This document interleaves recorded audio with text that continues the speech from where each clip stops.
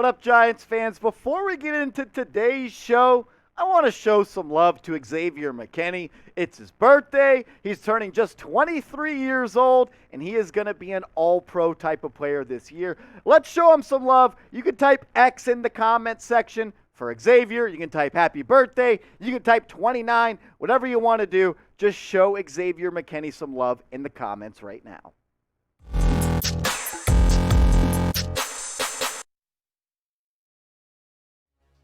What's going on, everybody? You're watching New York Giants Now by Chat Sports. I'm your host, Marshall Green, and I want to give a shout out to today's sponsor, Mint Mobile, a cell phone provider that's going to help you save money today. They offer plans with unlimited talk, unlimited text for as low as $15 per month. Get started today by going to mintmobile.com/chatsports. We'll tell you more about them later on in the show. In the show, though, let's start with the biggest news of today in the landscape of the NFL. Roquan Smith has requested a trade from the Chicago Bears. Him and the Bears, they've been in a contract negotiation. Roquan Smith, he's entering the last year of his rookie contract, and he wants to be paid like one of the highest paid linebackers in the NFL because he is one of the best inside linebackers in the NFL. We're going to break down if the Giants should do it, why they should do it, why they shouldn't do it. Does it make sense? We'll take a look at the linebacker depth chart. But first, let's see what Roquan Smith had to say, because he put out a statement talking about his trade request from the Bears, and he said, "Unfortunately, the new front office regime doesn't value me here. They've refused to negotiate in good faith. Every step of this journey has been take it or leave it. The deal sent to me is one that would be bad for myself and for the entire linebacker market if I signed it. I've been trying to get something done that's fair since April, but their focus has been on trying to take advantage of me." So let's talk about it. We know he wants out. He doesn't feel like they're offering him as much money as he deserves. At the linebacker position, though, should you pay someone $20 million? Let's break it down. Should the Giants be interested? We know Wink Martindale just said at yesterday's practice that the Giants' inside linebacker room is still up for competition, and nobody has earned a starting role yet. That's what a coach says in training camp. It motivates everybody to compete and for everybody to think that they have a chance to be a starter. But I do think Blake Martinez will start on this team. For a guy that was picked with the last pick of the NFL draft and Mr. Irrelevant, I think Jay Crowder has had a good NFL career. I'm just not sure if he's an every down linebacker. Then you have a whole bunch of kids or young men on this team behind Crowder and Martinez and Carter Coughlin. Darian Beavers has looked good in camp after being a 6th-round pick. Micah McFadden is a fun player, and Cam Brown has also shown some flashes. But none of these guys on screen are even close to the player that Roquan Smith is.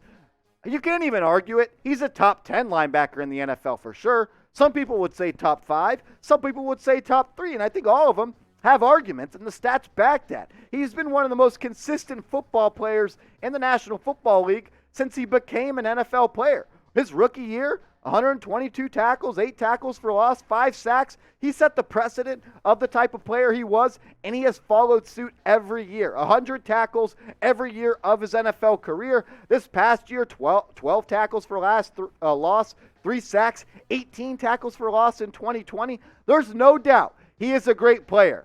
But it's not Madden. You got to take into effect what the trade would mean salary cap-wise. And the Giants would owe Roquan Smith $9.7 million just following a trade. He wants a contract restructure. He wants a new deal. He wants new money. The Giants would then have to make him a very high-paid man in the NFL. We'll take a look at what that would cost. But if you only have $9.7 million, or you have to pay someone $9.7 million, you got to think about the cap space you have. And the Giants right now only have $5.3 million in cap space. There's always ways to make trades work and make the salary cap work. But the Giants, they would have to do some maneuvering to make this deal happen. And on top of that maneuvering, and on top of having to give up maybe a second, maybe a third and a fifth, maybe a third and a fourth in a trade for Roquan Smith, you'd also have to cash him out and make him one of the highest paid players in the NFL. And if I was Roquan Smith and I know what I've done to this game, I would want to be the highest paid player at my position in the NFL, and I would want at least $19.71 million to reset that market in front of Darius Leonard, or if you want to call him Shaquille Leonard, do whatever you want. Fred Warner, he makes $19 million. C.J. Mosley, he makes $17 million.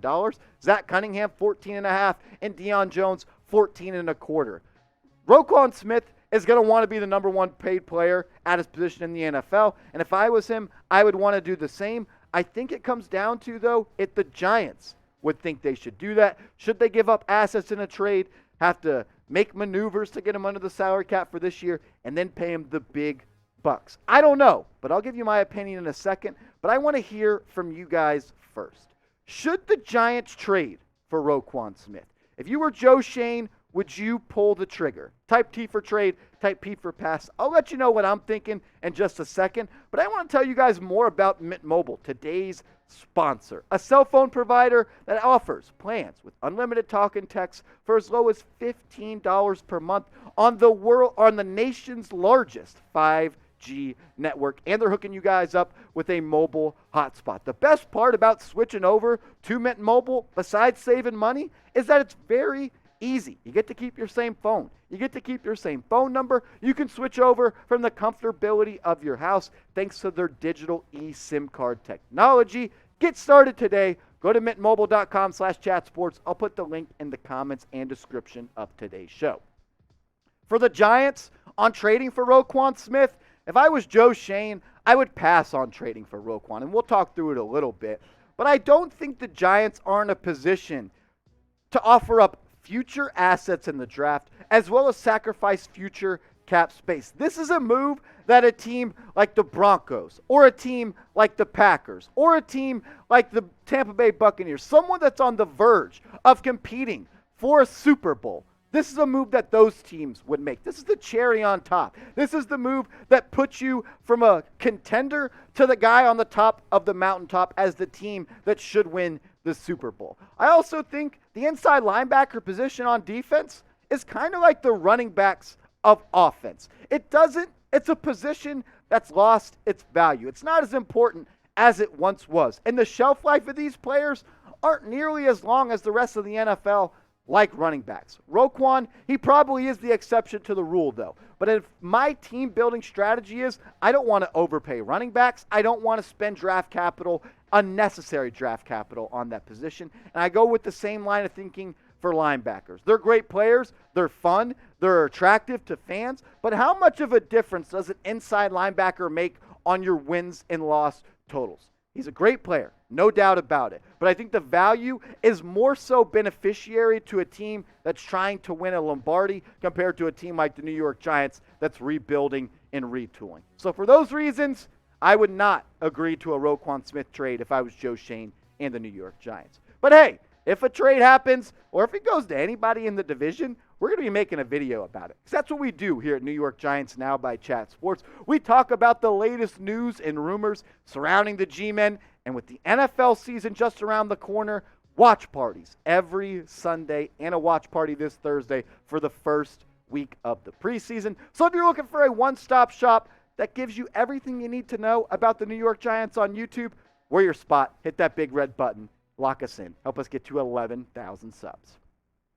Let's talk about training camp. Kind of a light practice today for the Giants, just a couple days away from preseason game number 1. Kind of a walkthrough, but some notes. Kadarius Toney did not finish practice. He's kind of been on a load management type of deal all training camp long, I would say. And it's kind of, I wouldn't say it's concerning. He did have that off-season knee scope, kind of a light procedure. I think the Giants are just being easy and taking precaution around a player that has a high expectation for the season. But Jordan Renan on Twitter today, he covers the Giants for ESPN, does a great job. He said the Giants ran a light practice. Toney did not finish. Trainer appeared to be working on his right leg at one point during the practice. I assume it's that same knee that he had an off-season procedure on, and they're just kind of rehabbing and prehabbing and getting him ready for Thursday to go play a couple of series. Pat Leonard echoed the same sentiments. He said Toney was dialed back again at the second half of a very light practice, and the fourth time this camp.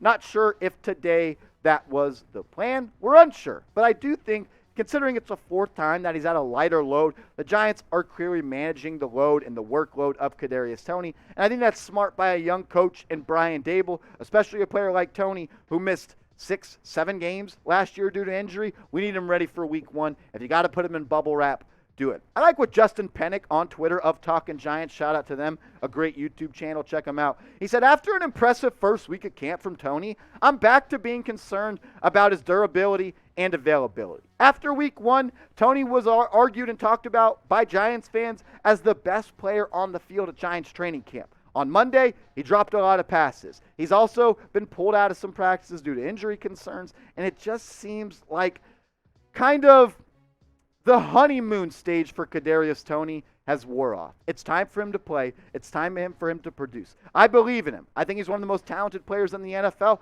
He's just got to put it all together and be available, because the best ability is availability, and if he is on the football field, he is too talented not to play games. I'm not all that concerned, because I know how great of a football player he is. I know what he's going to make defensive coordinators stay up at night thinking about. Do not let Kadarius Toney beat us. I'm not all that concerned.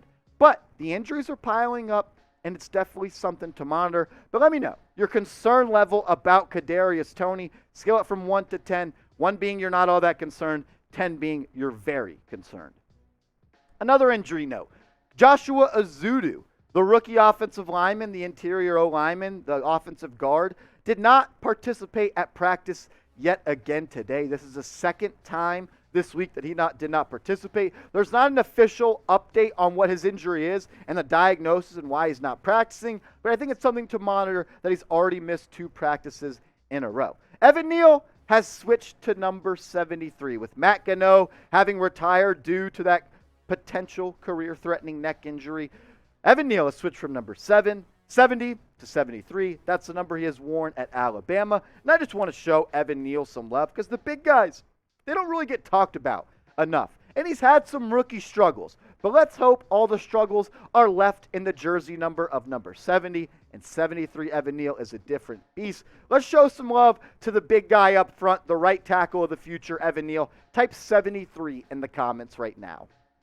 My biggest takeaway from today's practice, though, was Andrew Adams was the third safety when the Giants were running those 3 safety sets. With Xavier, McKinney, and Julian Love, Andrew Adams was also on the field. That was Dane Belton before he broke his clavicle, his collarbone. And that was kind of upsetting, because I thought that was going to be the base defense for the Giants. Have Leonard Williams and Dexter Lawrence up front, 3 safeties, and a nickel as well, with just 1 linebacker on the field. But I like that Andrew Adams, the veteran, the former Giant, once a Giant again, is running with the first team as the third safety in those third safety looks. I appreciate everybody that's made New York Giants Now a part of their day today, but the show goes on, and we are going live this Thursday, 6:45 p.m. Eastern, for Game 1 of Giants preseason. Giants, Pats, be there. 6:45, join us. We're going live. It's going to be a party. Hope to see you there.